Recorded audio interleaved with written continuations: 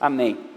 Se eu desse para vocês uma folha em branco como essa aqui e pedisse para você escrever a história da sua vida nessa folha em branco, nessa folha de papel, qual seria o tema da sua história? Qual seria o tema da história que a gente leria se a gente lesse sobre você? A maioria das pessoas que está aqui agora, essa noite, me ouvindo, já passou por várias experiências, por várias situações na vida, que fizeram com que você fosse quem você é hoje, agora, nesse lugar. E com certeza, pela graça de Deus, a gente ainda vai passar por várias outras experiências, a gente ainda vai viver outras situações que vão continuar fazendo com que a gente seja quem a gente é a cada momento, que vão continuar transformando a nossa vida, o nosso coração e a nossa alma. Eu espero que seja assim, eu espero que a gente viva muito ainda. O que importa de fato não é qual a história que você está escrevendo, mas qual é o tema da sua história. Todos nós aqui, enquanto vivemos, estamos escrevendo uma história. E o tema da nossa história vai fazer toda a diferença nas decisões que a gente vai tomar, nas escolhas que a gente vai fazer, nas cosmovisões que a gente vai construindo sobre a nossa vida, que faz com que a gente viva o nosso dia a dia. Eu não quero dizer aqui que a gente tem o poder de decisão sobre o nosso destino, sobre a nossa vida, sobre o nosso futuro. Não quero dizer isso não. Mas uma vez que o Espírito Santo regenera o nosso coração, uma vez que Ele chama a gente para viver em santificação na sua presença, quais são as escolhas que nós temos feito no nosso dia a dia que trazem sim consequências em todos os aspectos da nossa vida? Um pastor de uma igreja lá na Austrália, do Hillsong, chamado Brian Houston, ele escreveu um livro chamado Viva, Ame, Lidere. Nesse livro ele diz o seguinte: cada história é escrita para um bom tema, e o tema do seu coração determina a história da sua vida. Aquilo que você considera importante, aquilo que você traz para ser realmente aquilo que vai ser o tema da sua vida, do seu dia a dia, é o que vai determinar de fato, de uma certa forma, a história da sua vida. Se alguém lesse a história escrita das coisas pelas quais você já viveu, de verdade, quais temas surgiriam mesmo diante dos nossos olhos se a gente pudesse ler? Será que a gente leria sobre Jesus? Será que Jesus saltaria de cada palavra escrita nessa história? Ou será que a gente leria uma história de uma carreira brilhante? Ou será que a gente leria a história, de repente, de uma grande frustração? Ou de alguma coisa que deveria ter sido feita, que não foi feita? De um grande arrependimento? Que história a gente leria? E mais importante, qual seria o tema dessa história? A palavra, a Bíblia Sagrada, ela ensina para a gente numa analogia muito maneira, muito bonita, muito profunda, que a transformação causada pelo Evangelho na nossa vida é como se fosse Jesus escrevendo, por meio do Espírito Santo, uma carta, e essa carta fosse lida e fosse conhecida por todas as pessoas que olhassem para a nossa vida. E essa história que eu quero ler com vocês aqui essa noite está em 2 Coríntios, capítulo 3, versos 2 e 3. Carta de Paulo à igreja de Corinto. Diz assim: vocês mesmos são a nossa carta, escrita em nosso coração, conhecida e lida por todos. Vocês demonstram que são uma carta de Cristo, resultado do nosso ministério, escrita não com tinta, mas com o Espírito do Deus vivo, não em tábuas de pedra, mas em tábuas de corações humanos. Amém. Qual é o contexto desse trecho que a gente acabou de ler aqui? Alguns falsos mestres, lá na igreja de Corinto, nesse tempo, estavam questionando a autoridade de Paulo. Eles estavam questionando a autoridade do apóstolo. Esses falsos mestres, muitas vezes, usavam cartas de recomendação para eles terem certa autoridade, terem credibilidade naquilo que eles queriam desconstruir a respeito do evangelho ensinado pelo apóstolo Paulo àquela igreja. Então Paulo aqui, ele está se defendendo desses ataques. Ele está se defendendo desses falsos ensinos. Quando a gente lê toda a carta de 2 Coríntios, você vai perceber que Paulo, ele se defende contra esses ataques várias vezes. Você vai perceber que isso era um perigo que realmente tentou atrapalhar a fé desses irmãos, tanto que Paulo precisa ser enfático contra essas pessoas aqui. Você vai perceber, por exemplo, 2 Coríntios capítulo 5:12, que Paulo vai dizer que esses falsos mestres se vangloriam das aparências e não do que está no coração.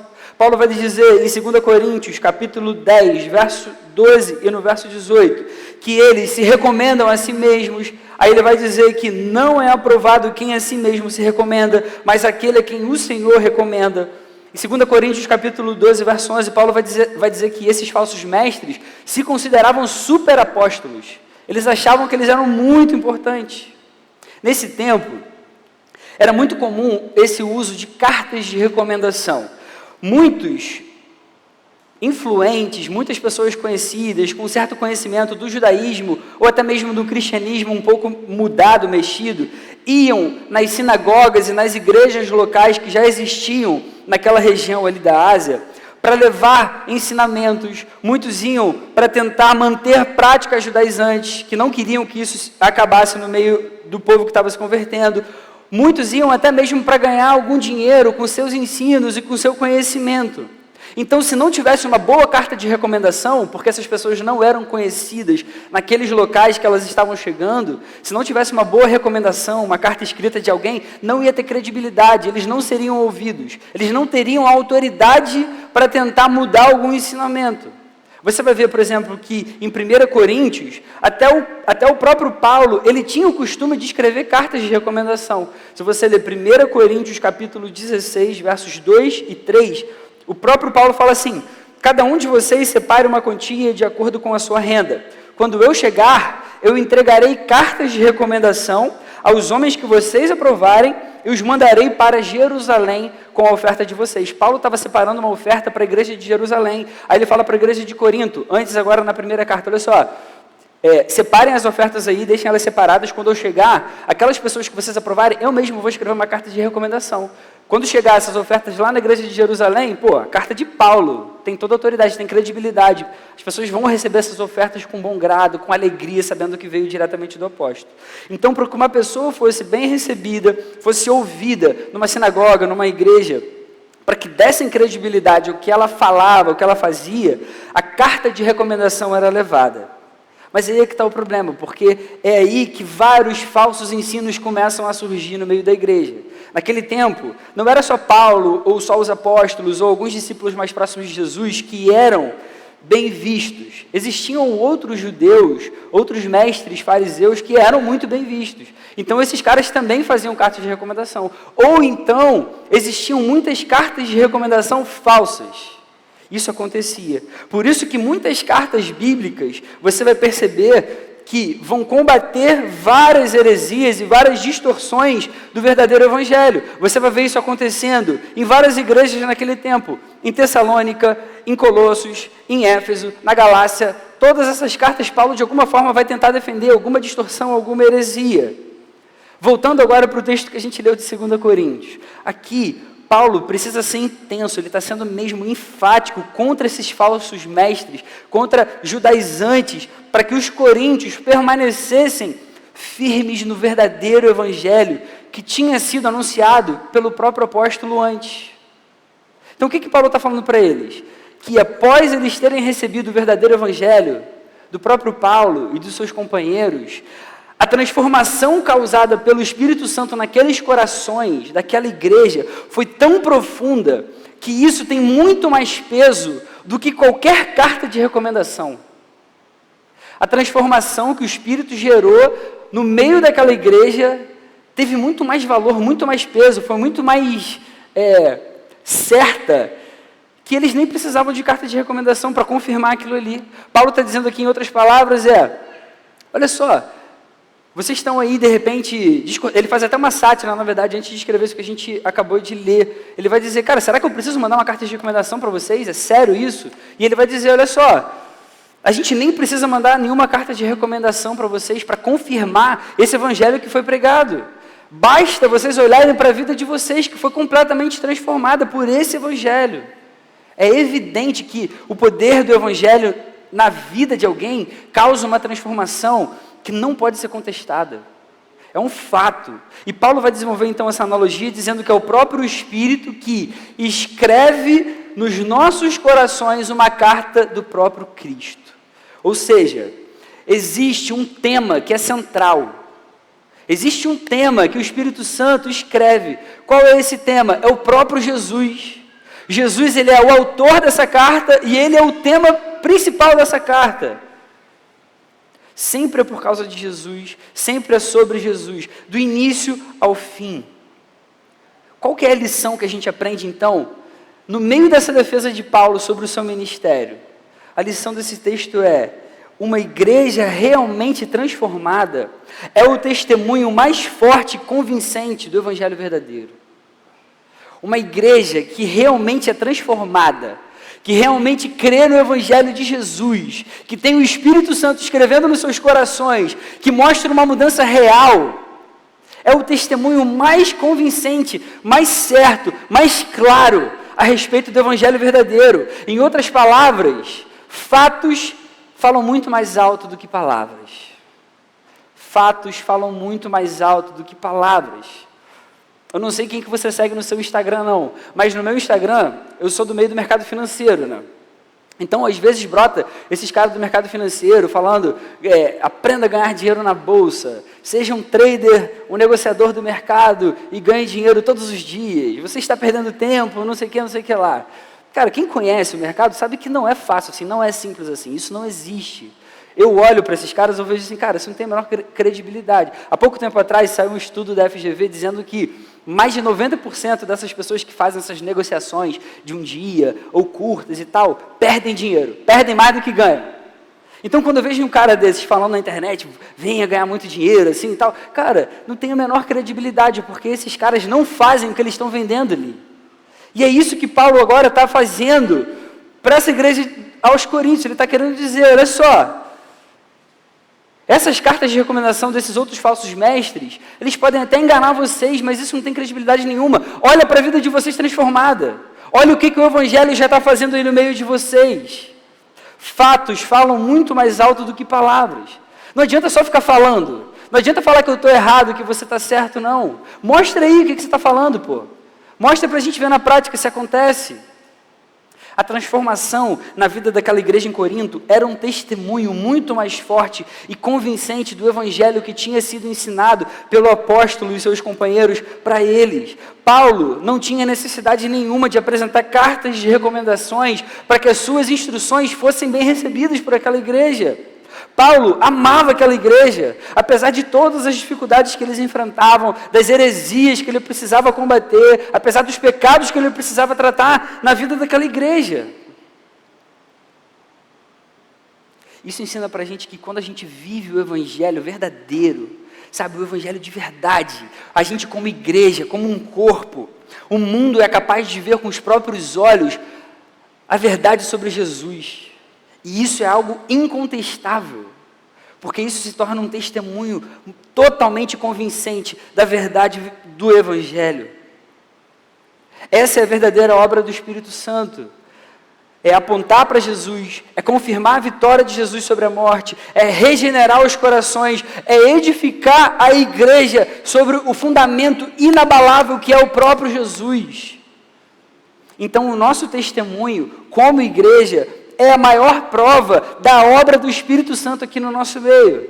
A nossa vida transformada, ela tem uma força de convencimento muito maior do que um testemunho falado que não tenha muita credibilidade. E isso vai ensinar para a gente algumas consequências inevitáveis sobre essa lição, que são as considerações que eu queria fazer essa noite. Em primeiro lugar, a consequência dessa verdade é que testemunhar do Evangelho verdadeiro de Cristo é algo para toda a igreja. Testemunhar do Evangelho de Jesus é algo para todos nós, como igreja, como corpo de Cristo.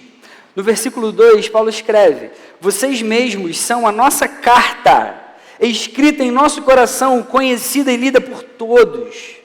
Enquanto a gente vive para Jesus, enquanto o Espírito Santo realiza a obra dele em nós, o mundo vai conhecer Jesus. Mas olha o que Paulo escreve aqui. Vocês são a nossa carta. Não é um erro de tradução aqui não. Se Paulo quisesse dizer que cada um de nós é uma carta que vai por aí mostrando Jesus no mundo, ele falaria: vocês são as nossas cartas, vocês estão por aí levando o evangelho de Cristo. Não, Paulo vai dizer que vocês, como igreja, vocês são uma carta só. Vocês são a carta. Vocês juntos, quando vivem em amor, quando são transformados pelo evangelho verdadeiro, quando se reúnem, quando são tratados em unidade, vocês são uma carta que é conhecida e lida por todos. Isso é algo para toda a igreja. Aí talvez você pense: poxa, mas eu estou lá no meu trabalho, às vezes eu sou sozinho, eu sou o único cara que creio em Jesus, que amo Jesus, todo mundo lá é descrente. Poxa, eu lá sozinho. Você lá sozinho representa a igreja de Cristo. Você não está por você mesmo naquele lugar. A gente sozinho, longe da igreja, não consegue viver o evangelho verdadeiro que Jesus sempre quis de nós. É impossível. É impossível. E é legal que o texto vai dizer que nós já somos essa carta. E a gente é apenas uma carta só. O Espírito escreve nos nossos corações. A transformação verdadeira acontece na gente à medida que a gente anda com Ele, à medida que a gente vive em comunhão, à medida que a gente vive em unidade. O próprio Jesus já tinha falado sobre isso. Esse era o desejo do próprio Mestre para a sua igreja. João capítulo 17, verso 23, a oração de Jesus, pouco tempo antes dele ser crucificado. Ele diz, falando com o Pai: que eles sejam levados à plena unidade, para que o mundo saiba que tu me enviaste e os amaste como igualmente me amaste. A plena unidade dos discípulos de Jesus mostraria para o mundo o amor verdadeiro de Jesus. Cara, isso é incrível, isso é incrível. Isso mostra para a gente que o fato da igreja transformada ser o testemunho mais convincente da veracidade do Evangelho, leva a gente a essa consequência inevitável, a testemunhar do Evangelho verdadeiro de Jesus. Isso é algo para toda a igreja, especialmente em unidade, especialmente juntos, em amor, em unidade. A segunda consideração dessa lição é que a principal obra do Espírito Santo é apontar para Cristo. No início do verso 3, Paulo vai dizer: vocês demonstram que são uma carta de Cristo, uma carta escrita pelo próprio Cristo, resultado do nosso ministério, escrita não com tinta, mas com o Espírito do Deus vivo. O autor da carta é Jesus, o Espírito é quem escreve, o Espírito Santo é quem torna possível o nosso testemunho. Ele é que faz com que isso seja verdadeiro, com que isso aconteça de fato. Em outras palavras, dentro dessa analogia aqui, é o Espírito quem decide o tema dessa carta que está sendo escrita. E ele já decidiu o tema dessa carta.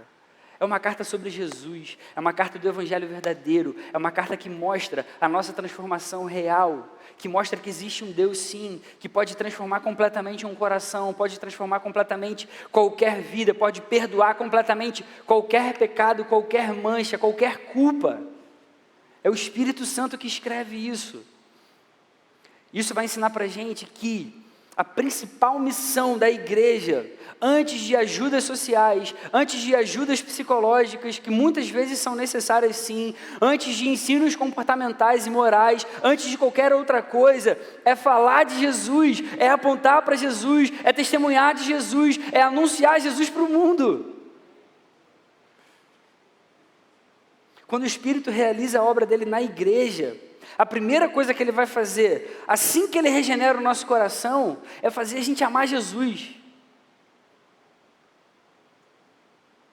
A carta que o Espírito escreve nos nossos corações é a carta do próprio Cristo. E essa é a carta que vai ser lida e conhecida por todos, como diz o texto.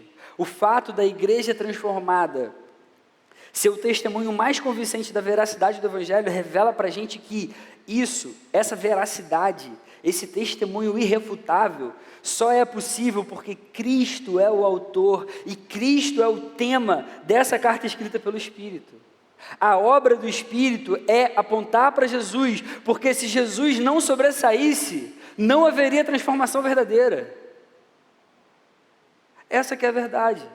O testemunho da igreja só é convincente, só é uma prova irrefutável. A nossa unidade só mostra para o mundo de verdade o amor de Jesus, porque a transformação é verdadeira. E a transformação só é verdadeira pelo que Jesus fez numa cruz.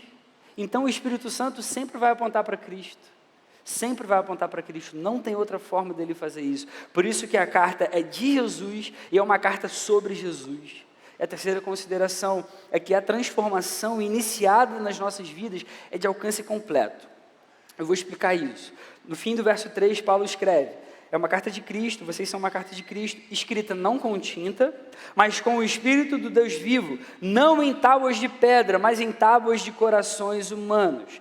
Paulo aqui está fazendo uma alusão à profecia de Jeremias, uma profecia que você pode ler no livro de Jeremias, no Antigo Testamento, no capítulo 31, do verso 31 ao 34. Dessa profecia, Deus estava dizendo que ele restauraria o seu povo. Jeremias 31, 33, o próprio Deus diz: naqueles dias eu porei a minha lei no íntimo deles e as escreverei nos seus corações. Eu serei o Deus deles e eles serão o meu povo. Isso era uma profecia conhecida pelo povo de Israel, conhecida pelos judeus. No Novo Testamento, os discípulos entenderam que essa profecia se cumpriu com a vinda de Jesus. Hoje a gente tem certeza disso. Paulo está reconhecendo agora o cumprimento dessa profecia na vida da igreja dos coríntios, nessa igreja lá em Corinto. Ele está dizendo, cara, a transformação agora que acontece nas nossas vidas, pelo Evangelho, é uma transformação realizada nos corações, é muito mais profunda, é muito mais real, agora é uma transformação de verdade, é para valer. Foi o próprio Deus quem transformou essas pessoas. A gente, alguns domingos atrás, já falou sobre essa linguagem figurada do coração, na palavra. Quando a Bíblia fala de todo o coração, que eu entreguei meu coração, que todo o coração é transformado, o coração não é um órgão humano que bombeia sangue para todo o corpo. O coração é o que representa todos os nossos desejos, todas as nossas afeições, todos os nossos sentimentos, é o nosso todo, é o nosso centro. O coração é toda a nossa vida. A palavra está ensinando para a gente que o Espírito está escrevendo nos nossos corações, não mais em tábuas de madeira, ou seja, Ele está transformando tudo na nossa vida, tudo na nossa vida.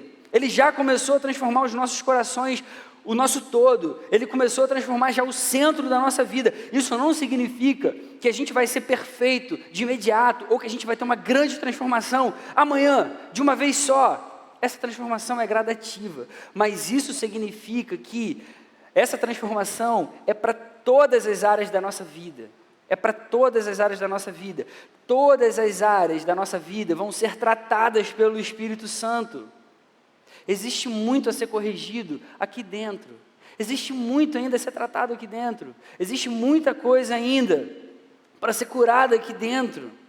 Mas o Espírito Santo, ele tem todo o poder, ele tem todo o poder e autoridade para realizar uma obra que inclua todas as áreas nas quais a gente precisa de acerto. E a palavra está ensinando para a gente que ele já está realizando essa obra. Ele está escrevendo essa carta que é sobre Jesus. Isso significa que a igreja vai continuar tendo falhas, mas Jesus ama a gente e Ele vai continuar insistindo nas nossas vidas. O fato da igreja transformada ser o testemunho mais convincente da veracidade do Evangelho mostra para a gente que a transformação é de verdade, a transformação é real. A transformação é completa em todas as áreas da nossa vida, ou seja, não existe nenhuma área da nossa vida que não possa ser mudada pelo poder de Jesus, não existe nenhum pecado na nossa vida que não possa ser curado pelo poder e pelo amor de Jesus, pelo perdão gracioso de Jesus na nossa vida. Cara, isso é incrível, não é? Isso é muito incrível. Como que a gente aplica esse texto para a nossa vida, para o nosso dia a dia? A primeira aplicação que eu queria destacar com vocês é que a gente precisa dar um testemunho coerente com a nossa fé. Nós precisamos dar um testemunho no nosso dia a dia que seja coerente com a nossa fé. Isso significa que a gente precisa viver vidas santas e a gente precisa lutar pela unidade da igreja. A gente precisa cuidar da unidade desse lugar. Dar um testemunho coerente com a nossa fé principalmente com o que a gente aprendeu com esse texto aqui essa noite, significa, primeiro, olhar para a santidade, em segundo, olhar para a unidade da igreja. Em primeiro lugar, sobre a santidade. Santidade, ou santificação, é aquele processo em que a gente vai sendo transformado à imagem de Jesus, a cada momento que a gente vai vivendo e buscando o nosso Deus. Isso é santificação. Quando o Espírito Santo começa a obra de santificação na nossa vida, isso significa que Ele está transformando a gente cada vez mais à imagem do Filho do Pai, à imagem de Cristo, nosso Salvador, nosso Deus. Então, a gente buscar santidade significa que a gente está querendo cada vez mais ser parecido com Jesus. A gente precisa sim acertar algumas posturas na nossa vida, a gente precisa sim deixar alguns pecados para trás, e cada um de nós aqui sabe quais são as nossas falhas, quais são as nossas fraquezas. A gente precisa pedir e desejar com todo o nosso coração: Senhor, me ajuda a viver para a sua glória, me ajuda a viver em santificação. Eu quero ser cada vez mais parecido com Jesus, pelo que Ele fez por mim, como gratidão a todas as coisas que Ele faz todos os dias. Cara, isso precisa valer para todos os detalhes da nossa vida. Às vezes, a gente tem um pecado maior na gente, e a gente acha assim: cara, eu vou vencer isso e acabou. Mas tem tantos outros pequenos detalhes e pequenas áreas da vida que a gente também precisa de acerto. E santidade significa a gente também acertar esses pequenos detalhes, esses pequenos acertos. Às vezes a gente crê em ideias do nosso século e acha que elas são totalmente corretas, mas lá numa pontinha, isso não bate com o evangelho verdadeiro. Então não tem discussão, não tem como aceitar isso. Não sei se você está conseguindo perceber, mas cara, tem coisas que são inegociáveis com o evangelho. Existem ideias que às vezes a gente acredita como certas, que se você for juntando, e se você realmente crê em toda a palavra, toda a palavra, não algumas partes dela, você vai ver que essas coisas não fecham e não batem. Lutar contra isso também é viver em santidade, também é ser cada vez mais parecido com Jesus. Sobre a unidade da igreja, a gente precisa se preocupar com a unidade da igreja e fazer disso o que há de mais importante nesse lugar. Cara, a gente precisa levar isso a sério, a unidade da igreja. A gente crê que só existe um único e suficiente Salvador, Redentor, Perdoador de pecados, que é Jesus. O principal objetivo da nossa unidade, do amor que a gente nutre um pelo outro nesse lugar, é revelar esse Jesus para o mundo. Então a gente precisa fazer da unidade o que existe de mais precioso para a gente precisa lutar pela unidade da igreja com todas as nossas forças, com todo o nosso empenho. Sabe o que isso significa na prática, no nosso dia a dia? Vamos tentar levar para o nosso dia a dia mesmo. Se você ouvir alguma conversa estranha de alguém falando mal da liderança da igreja, de algum dos pastores, de algum membro querido aqui que é um irmão pela fé, de alguém que trabalha em algum serviço, cara, você tem que botar um pé atrás, tem que falar assim: calma aí, que conversa é essa que você está trazendo? O que você está querendo dizer com isso? Se você ouvir algumas coisas estranhas, alguma conversa estranha, de alguém querendo manchar a reputação de outro irmão aqui nesse lugar, cara, não aceite isso de primeira. Tente averiguar isso de verdade, ora por isso de verdade. Não é aquela assim: vamos orar por isso, então deixa eu te contar um negócio, só para iniciar uma fofoca. Não é isso que eu estou falando não, isso desagrada a Deus. Eu estou falando de orar de verdade. Se a gente ama a igreja, se a gente ama a unidade desse lugar, se a gente quer cuidar mesmo do corpo de Cristo, para que isso seja um testemunho real para o mundo, cara, a gente tem que tomar muito cuidado com as nossas conversas, com o que a gente fala um com o outro. A gente tem que se tratar com todo o amor, com todo o respeito, com todo o cuidado. Se na sua célula tem uma irmã ali, você tem que tratar como uma irmã mesmo. Você tem que cuidar dela, você tem que fazer com que ela se sinta amada. Se tiver um irmão que é um pouco diferente, trate ele com amor, com paciência, com carinho. Existem coisas que são difíceis, mas a gente precisa tratar essas coisas. Eu não estou falando aqui, sabe, da boca para fora, querendo dizer assim: pô, é mole, vamos todo mundo fazer isso, quem não fizer está todo errado. Cara, é difícil mesmo. Viver igreja, lidar com gente é difícil pra caramba. É um monte de gente egoísta, cada um pensando mais no seu próprio umbigo. A gente precisa tratar essas coisas e cuidar da unidade da igreja. Outra coisa, cara, se preocupa em viver mais a vontade de Deus do que entrar em alguns assuntos vazios que não levam a lugar nenhum. Se você é daqueles caras de internet, sabe, que pode postar, que tem a sua ideologia lá forte, e você quer mostrar isso para todo mundo, cara, evita fazer isso, na boa. Se você tiver uma paciência igual a do Jonatas, talvez você consiga. Jonas, ele entra nas conversas com toda a paciência, vai, responde aquela resposta desse tamanho. Cara, eu não tenho a paciência dele, não vale a pena. Vai perder tempo, a gente perde tempo com isso. E a igreja começa a mostrar divisões desnecessárias. Se a nossa unidade ruir, a gente vai estar dando um falso testemunho a respeito do Evangelho de Jesus. A gente tem que levar isso a sério, cara. A unidade da igreja tem que ser levada a sério. Se a gente olhar, por exemplo, para as células, cara, a gente precisa fazer de tudo ao nosso alcance para a gente manter as nossas células, os grupos pequenos da igreja unida, cara. A nossa célula tem que ser unida. Se alguém se ausentar, se alguém não for numa reunião no dia seguinte, pô, manda mensagem para a pessoa, fala, pô, se senti sua falta, por que você não estava lá ontem? Não espera só o líder fazer isso não, isso é papel de toda a célula. Se você notar que o seu líder está cansado, cara, às vezes, eu vou te falar, liderar a célula é muito difícil. É um trabalho cansativo muitas vezes. Se você notar isso no seu líder, cara, sinta amor por ele, manda uma mensagem falando, poxa, cara, glória a Deus pela sua vida, eu posso te ajudar em alguma coisa, ofereça ajuda, esteja à disposição, lute pela unidade da sua célula, que em última instância você vai estar lutando pela unidade da igreja também. Seja um agente de unidade.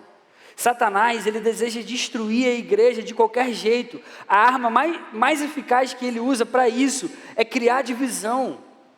Quando Satanás vê uma igreja que começa a querer buscar Jesus de todo o coração, que começa a querer ter experiências com o Espírito, que começa a querer colocar a palavra em prática, viver em unidade, viver em amor, eu vou perdoar o meu irmão, eu vou deixar essas coisas para trás, eu quero viver, agradar o meu Senhor, o que Satanás vai fazer? Vai começar a tentar criar divisão, vai criar picuinha, vai colocar fofoca, o irmão vai olhar para o outro e falar, ih, tu viu, aquele cara fez isso e aquilo, olha como é que ele está se vestindo, olha como é que ele está falando, olha só isso que ele está fazendo. Cara, a gente não pode fazer esse tipo de coisa. Se a gente ama Jesus, se a gente quer dar um bom testemunho a respeito do Evangelho, a gente precisa cuidar da unidade da igreja. A gente precisa cuidar da unidade da igreja. Quando a gente busca santificação e quando a gente luta pela unidade da igreja, certamente a gente vai estar dando um testemunho coerente com a nossa fé. A segunda aplicação para a gente precisa olhar para Cristo, crendo que Ele é suficiente para a igreja. Talvez você olhe para isso e fale assim, pô, isso é óbvio. Mas quando a gente olha para a nossa própria vida com sinceridade, a gente vai perceber que isso não é tão óbvio assim. Muitas vezes a gente tem a tentação de fazer as coisas nesse lugar pensando um pouco mais nas pessoas do que em Jesus. Às vezes, a gente serve em algum ministério aqui, ou em algum time aqui. Em vários momentos, eu já pensei isso, a gente pensa assim, poxa, será que será que as pessoas vão curtir essa noite? Será que vai ser uma parada maneira que a gente vai fazer? Será que vai aparecer gente? Será que na minha célula hoje as pessoas vão aparecer? Será que as pessoas vão estar animadas? Será que elas vão participar? Será que vão cantar com força aqui quando a gente fizer uma gravação de um CD? Só que o que a gente aprende na palavra é que a gente tem que fazer tudo como se fosse para Jesus. Então, na maioria das vezes, ainda que essas questões sejam lícitas, não sejam um pecado, elas não deveriam roubar a paz do nosso coração, de forma alguma, de forma alguma. Com o que a gente tem que ficar atento em todo o tempo? A gente tem que pensar assim, cara, será que Jesus vai se agradar? Será que Jesus vai estar lá essa noite? Será que Jesus vai se manifestar? Será que Jesus vai curar alguém lá e eu vou ver com meus próprios olhos? Será que Jesus vai ficar feliz com o meu coração quando eu estiver servindo, naquele serviço que ninguém vai ver, só Ele? A gente tem que viver dessa forma, em todo o tempo. Toda a vida começa, continua e termina em Cristo. A gente é regenerado e salvo pelo que Jesus fez. É assim que começa a nossa vida. Depois a gente é chamado à santificação, a gente é chamado a caminhar cada vez mais perto de Jesus, tendo relacionamento com Deus, cada vez mais, é assim que continua. E no fim, a gente tem a esperança de que a gente vai ser glorificado, a gente vai viver como Cristo, e a gente vai viver eternamente debaixo do reinado dEle, assim que vai terminar. Cara, por 2000 anos, por um pouco mais de 2000 anos, a igreja se manteve, com todas as perseguições que aconteceram, com todas as heresias que tentaram deturpar o Evangelho, com todas as seitas que tentaram mostrar alguma coisa totalmente diferente do que a gente crê hoje, e a igreja continua, e ela permanece, e a gente está aqui hoje, a igreja nunca vai acabar, é impossível, a igreja nunca vai ser destruída, você pode tentar matar todos os cristãos, a igreja vai continuar, porque a igreja é de Jesus, é sobre Ele que ela está firmada, cara, essa é a verdade. Eu estou falando isso porque quando a gente se esquece que a igreja é de Jesus, a igreja é para Jesus, a gente precisa pedir perdão urgentemente, a gente precisa acertar o quanto antes o nosso coração, porque Jesus, Ele é suficiente para manter a nossa vida, Ele é suficiente para perdoar qualquer pecado, Ele é suficiente para ser a nossa motivação, Ele é suficiente para trazer quem Ele quiser para esse lugar, na hora que Ele quiser. Às vezes a gente tem uma tentação mesmo humana, cara, é brabo. A gente quer tentar fazer com a nossa força, do nosso jeito. A gente pensa assim, não, o que eu fiz de errado? Não, será que eu fiz assim? Será que eu fiz assado? Não, o que eu deveria fazer? Não, deixa eu tentar mais uma vez. Eu acho que eu sei pra caramba. Eu acho que eu mando bem. Eu acho que eu sou aquilo, eu sou aquilo. A gente precisa crer que Jesus é suficiente para a igreja. A obra é dele. E isso vale para o extremo oposto também. Tem gente que pensa que não serve de nada. Pô, eu não sei nada. Não, eu não tenho capacidade. Não, eu não posso fazer isso. Não, já dei meu tempo. Não, não vou mais fazer essa parada. Não, não é mais a hora. Ah, eu acho que eu não consigo. Jesus é suficiente. Jesus, é só Jesus. Ele é o dono da igreja, do início ao fim. E sempre vai ser assim. A gente precisa crer de verdade. A gente tem que olhar para Cristo crendo que Ele é suficiente para a igreja. E a terceira aplicação para a gente precisa buscar a presença do Espírito Santo intensa e constantemente. De acordo com o texto que a gente leu, é o Espírito que escreve nos nossos corações. Ele é quem transforma as vidas de verdade. É isso que está significando essa escrita do Espírito. Ele é quem transforma realmente. Ele é quem executa esse plano de Cristo mesmo, no meio da igreja. E a palavra ensina, num outro texto, que a gente precisa se deixar encher pelo Espírito. Ou seja, é possível que a gente seja cheio do Espírito enquanto a gente vive. É possível a gente viver essa vida, é possível. Isso é real, a palavra é verdadeira quando ela ensina isso para a gente. E então a gente precisa buscar isso com todo o nosso coração. Olha que coisa maneira, quando a gente lê o livro de Atos, a gente percebe que na maioria das vezes que os discípulos ficavam cheios do Espírito, eles anunciavam a palavra de Deus. Você está vendo aqui todas essas referências aqui de Atos? Eu não vou ler essas referências não, mas essa semana eu tentei buscar todas as referências que mostravam isso que eu estou tentando provar para vocês aqui essa noite. Quando a gente estuda no seminário sobre interpretação bíblica, sobre hermenêutica, a gente percebe uma coisa que é simples assim. Se algum texto repete algumas coisas, algumas palavras ou algumas ideias, você tem que prestar atenção naquilo ali. É porque tem alguma coisa importante naquilo ali. O que eu estou querendo mostrar para vocês é isso. Ó. Existe uma repetição bem grande no livro de Atos, mostrando que quando o Espírito Santo enchia a vida dos discípulos, a palavra era pregada. O Espírito Santo enchia a vida de Pedro. Pedro pregou lá para aquelas pessoas quando o Espírito Santo desceu no Pentecostes. Quando Estevão estava cheio do Espírito, ele estava cheio do Espírito, antes dele ser apedrejado, ele pregou a palavra de Deus para aquelas pessoas que estavam apedrejando ele. Paulo, ele estava cheio do Espírito quando ele falava da palavra nas viagens missionárias que ele fazia. Várias vezes você vai ver que a igreja ficava cheia do Espírito Santo e anunciava corajosamente a palavra de Deus, ou então que a palavra do Senhor se espalhava por toda a região. Sabe o que isso ensina para a gente? Que um dos sinais mais evidentes de que a gente está cheio do Espírito Santo é quando a gente anuncia a palavra de Deus. É quando a gente prega sobre Jesus. Você quer saber se você está cheio do Espírito? Basta você responder a pergunta: você tem anunciado a palavra de Deus? Você tem falado de Jesus? O que é a palavra de Deus? É Jesus, é o próprio Cristo.